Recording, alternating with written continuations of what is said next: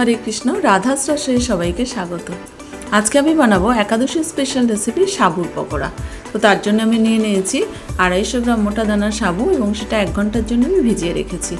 এখন এটা সুন্দরভাবে ভিজে গেছে। তো এর মধ্যে আমি কিছু মশলা দিয়ে দেব। প্রথমে নিয়ে নিয়েছি 3টে সিদ্ধ করা আলু, 4টে কাঁচা লঙ্কা কুচি এবং 1 চা চামচ আদা। তারপরে দিয়ে দিলাম স্বাদ মতো নুন, 1 চা চামচ দিয়ে দিলাম গোটা জিরা, দিয়ে দিলাম 2 টেবিল চামচ রোস্ট করা বাদাম গুঁড়ো এবং 2 টেবিল চামচ দিয়ে দিলাম কারি পাতা কুচি, দিয়ে দিলাম 1/3 চামচ গোটা গরম মশলা গুঁড়ো।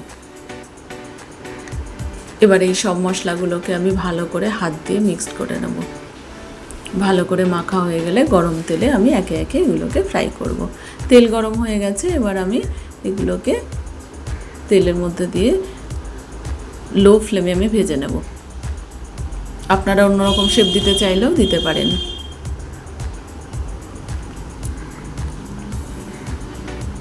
এবার আমি এগুলোকে একটু উল্টে দিচ্ছি।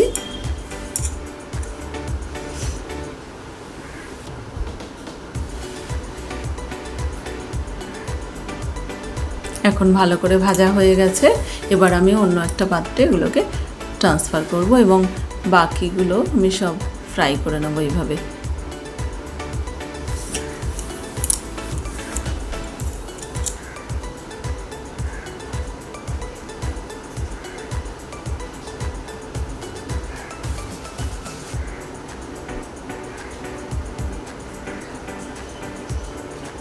এখন সাবুর পকোড়া রেডি এবং দেখুন কত ক্রিস্পি হয়েছে।